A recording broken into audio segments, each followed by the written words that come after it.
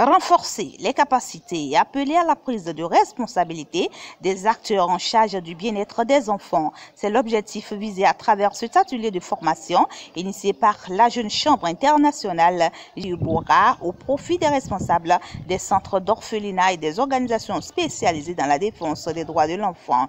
Une formation déroulée ce samedi 5 juin 2021 à SOS Village des enfants de Calavi en présence de quelques spécialistes qui militent pour la cause de l'enfant. Il y a des normes, il y a un décret qui a été pris en 2012 qui fixe un peu les normes et les standards qui doivent être appliqués au centre d'accueil de protection des enfants.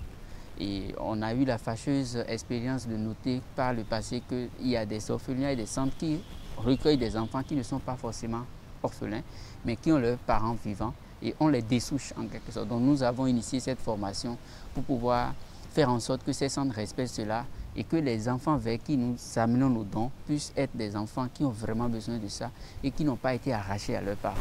On est heureux de voir qu'il y a eu beaucoup de participants. Cela augure du fait que les acteurs veulent vraiment améliorer leurs compétences et continuer à protéger les enfants. Et donc la JCI, nous sommes heureux, la JCI Aboumey Calavi Liuboura, de cet engouement-là parce qu'à la base, la JCI donne les capacités aux jeunes pour opérer des changements positifs dans leur communauté. Et à travers cette formation, je sens que vraiment cette mission sera bien évidemment réalisée. Et je lance un appel pour demander aux jeunes qui sont âgés de 18 à 40 ans, il y a la JCI dans tous les arrondissements, il y a 47 organisations locales, donc de voir dans leur immédiat environnement s'il n'y a pas des organisations Jeune Chambre internationale qui existent et d'adhérer parce qu'ils verront leurs compétences renforcées et également ils vont avoir beaucoup de changements dans leur vie pour contribuer vraiment au développement de ce pays en passant par leur communauté. Cet atelier permettra non seulement d'aguerrir les chefs des orphelinats et tous les centres de la défense du droit de l'enfant sur leur rôle et leur devoir en tant que promoteurs. Il servira également de cadre de signature d'un partenariat entre ces derniers et la Jeune Chambre internationale Liuboura qui se trouve en synergie avec leurs idéaux afin de travailler pour le bien-être des enfants dans la société. Cet atelier est organisé en partenariat avec la Jeune Chambre internationale Aboumey Calavi Liuboura.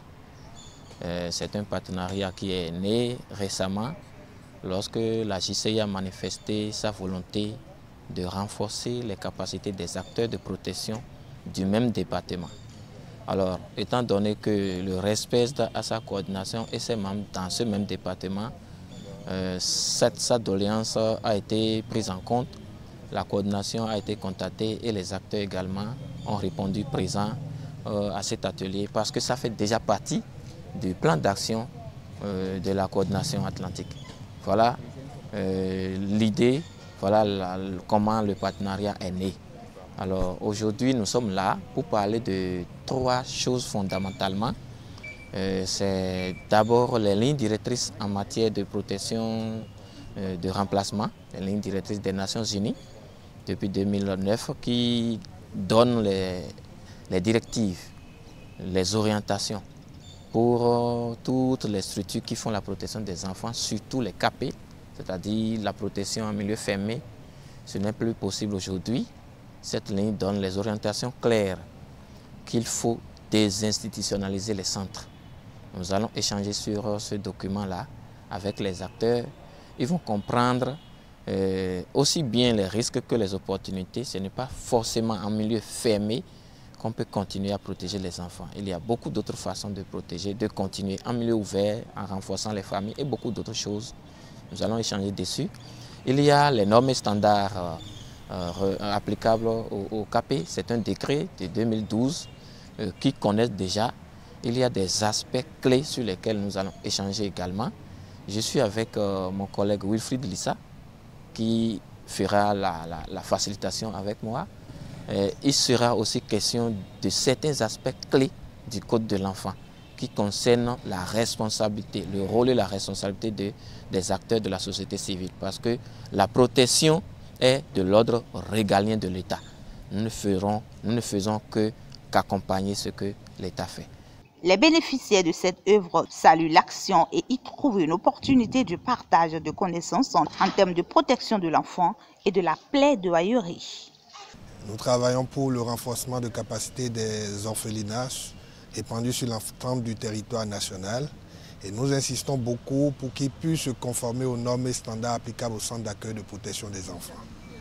Et si nous nous retrouvons ce matin à cet atelier, c'est parce que nous nous sentons quand même heureux et fiers de participer à un atelier pareil parce qu'il nous permettra d'échanger avec les différents responsables qui portent ce projet, mais aussi de leur faire remonter les différents points de vue que nous avons recensés depuis que nous avons commencé par faire ces activités de sensibilisation et de mise à conformité sur le décret portant normes et standards applicables au centre d'accueil de protection des enfants. Et je pense que c'est l'occasion pour nous, puisqu'il paraîtrait qu'ils sont en train d'actualiser ces normes-là. C'est l'occasion pour nous de faire remonter justement ce que nous avons recueilli comme point de vue, inquiétudes et difficultés des différents orphelinats avec lesquels nous travaillons. Et ce serait sûrement une opportunité de faire le plaidoyer pour que ces difficultés-là soient entendues et soient prises en compte dans l'actualisation des nouvelles normes et standards qui vont être applicables bientôt pour les centres d'accueil de protection des enfants.